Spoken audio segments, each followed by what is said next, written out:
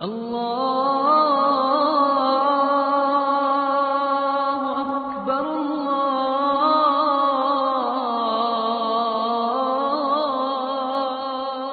اکبر۔ اللہ تعالیٰ جل شانہ نے ایسا رشتہ ماں کی صورت میں پیدا کیا ہے، جنت کی چھاؤں کا دنیا کے اوپر روپ ہے ماں کی ذات، جنت کی گھنی چھاں ہے ماں کا وجود، اور اللہ نے اپنی رحمتوں کو اگر کوئی صورت دی ہے تو وہ ماں کا روپ ہے، اور ماں کے سینے میں وہ تڑپتی ہوئی ممتا اور محبت کے وہ پگھلتے ہوئے جذبات رکھے گئے ہیں کہ دنیا پر ماں کے پیار کا بدل نہیں ہے۔ میں کہا کرتا ہوں آج کوئی شے بھی خریدنے نکلیں تو آپ وثوق سے نہیں کہہ سکتے یہ خالص ہے، ہر شے 2 نمبر دستیاب ہے، ہر شے میں ملاوٹ ہے، لیکن ایک چیز آج بھی ملاوٹ سے پاک ہے اور وہ ماں کا پیار ہے۔ ماں کی محبت آج بھی کھری ہے اور آج بھی اس میں کوئی ملاوٹ نہیں ہوئی۔ بچہ بوڑھا بھی ہو جائے لیکن ماں کے لیے وہ بچہ ہوتا ہے، ماں کی دعائیں اسی طرح اس کے لیے ہوتی ہیں، اور بچہ آغوش مادر میں آ کر پھر طفل سادہ رہ جاتا ہے۔ یہ ماں کا پیار اور ماں کی محبتیں۔ ایک شاعر نے ماں کی محبت کا نقشہ کھینچتے ہوئے کیا خوبصورت بات کہی، وہ کہتا ہے مدت ہوئی میری ماں نہیں سوئی تابش،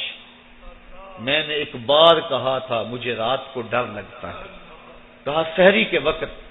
میں نے ایک بار اٹھ کے رات کو چونک کر کہا تھا مجھے رات کو ڈر لگتا ہے، مدت ہوگی اس بات کو، یہ قصہ پرانا ہو گیا ہوا ہے، مجھے بھی بھول گیا ہوا ہے، لیکن میری ماں رات کو نہیں سوتی، میرے بیٹے کو کہیں ڈر نہ لگ رہا۔ یہ ماں کے پیار کا روپ ہے۔ علامہ اقبال جب ان کی والدہ انتقال کر گئیں تو وہ دیار غیر میں تھے، تو اس وقت انہوں نے ایک طویل مرثیہ لکھا اپنی ماں کی یاد میں، جس کا عنوان ہے والدہ مرحومہ کی یاد میں۔ اس کے اندر لکھتے ہیں آہ اب وطن میں ہوگا کس کو میرا انتظار، آہ وطن میں ہوگا اب کس کو میرا انتظار، کون میرا خط نہ آنے سے رہے گا بے قرار، آرزو لے کر تیری خاک مرکز پہ آؤں گا، اب دعائے نیم شب میں کس کو میں یاد آؤں گا، کون پچھلے پہر اٹھ کے دعا کرے گا۔ ہر ایک سے کہنا پڑتا نا جناب دعا کرنا،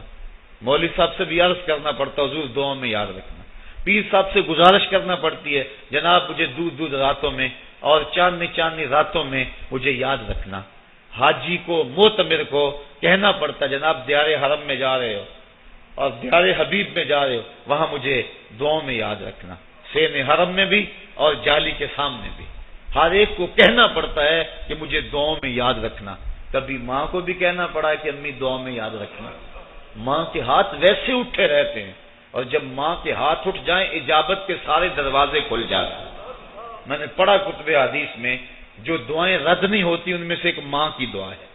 جب ماں ہاتھ اٹھا دے تو جنت کے سارے دروازے کھل جاتے ہیں، اور یہ لازمی نہیں ہے کہ ماں رابعہ بصریہ ہو تو پھر ہی اس کی دعا قبول ہوتی ہے، اپلے تھاپتی ہوئی ماں اور لیپا پوتی کرتی ہوئی ماں جو ہے وہ مٹی سے بھرے ہوئے ہاتھ اٹھا دے تو اللہ ان ہاتھوں کو بھی خالی نہیں موڑتا۔ ماں جب بولتی ہے تو اس کے لہجے میں جبریل بولتا ہے، ماں جب مسکراتی ہے لگتا ہے جنت کی ساری کلیاں کھل اٹھی ہیں۔ ماں کے چہرے کی رونق اور ماں کے چہرے کی جو ہے وہ خوشی بیٹے کے دل کو حقیقی قرار اور حقیقی تسکین دیتی ہے۔ جو ٹھنڈ ماں کے ساتھ نصیب ہوتی ہے وہ کائنات میں کسی اور جگہ پہ نہیں ہے، جو گھنا سایہ ماں کے دامن میں ہے وہ کسی اور جگہ میسر نہیں ہو سکتا ہے۔ وہ کیا کہا تھا کسی نے کہ 5 اسٹار ہوٹلوں میں کھانا کھانے میں وہ لذت کہاں جو چولہے پر بیٹھ کے ماں کے ہاتھوں سے پکی ہوئی چپاتیاں کھانے میں آتا ہے۔ عالی جناب حضرت صاحب کیا کیا اسٹیٹ سیکرٹری نام لیتے ہیں، لیکن وہ لطف کہاں جو ماں اوئے ببلو اوئے پپو اور اوئے مٹھو کہہ کے پکارتی ہے۔ جو مٹھاس ان لفظوں کے اندر ہے وہ بڑے اور بھاری اور بھرکم الفاظ اور خطابات کے اندر کہاں ہے۔ اونچی کرسی پہ بیٹھنے کا وہ لطف نہیں ہے جو ماں کے قدموں میں بیٹھنے کا ہے۔ اللہ نے ماں کے روپ کے اندر ایک محبت اور ایک الفتوں کا ایک ایسا دریا دیا ہے کہ جس کے اندر انسان جب جاتا ہے تو اس کے دکھوں کے سارے میل دھل جاتے ہیں اور وہ بالکل آسودہ ہو جاتا ہے۔ یہ ماں کا روپ ہے، یہ ماں کا پیار ہے۔ تو ماں کا بچھڑ جانا، اس دنیا سے چلے جانا، یہ ایسے ہی ہوتا ہے جس طرح کوئی بندہ گھنے سائے میں کھڑا ہو تو اچانک اس کو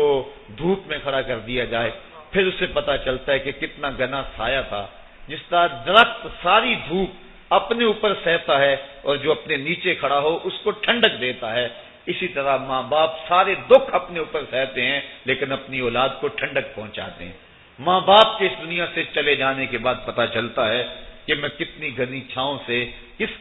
کڑاکے دار دھوپ میں آ گیا ہوں، اور میری زندگی کے اندر کتنے دکھوں کا زہر گل رہا ہے۔ جو زہر پہلے ماں ہمارے قریب نہیں آنے دیتی تھی، جو باپ ہمارے قریب نہیں آنے دیتا تھا، وہ اپنی باہوں میں اور اپنے سینے میں ان غموں اور دکھوں کو سمیٹ لیا کرتے تھے۔ تو ماں کا بچھڑ جانا، ماں کا اس دنیا سے چلے جانا، یہ بہت بڑا سانحہ ہوتا ہے۔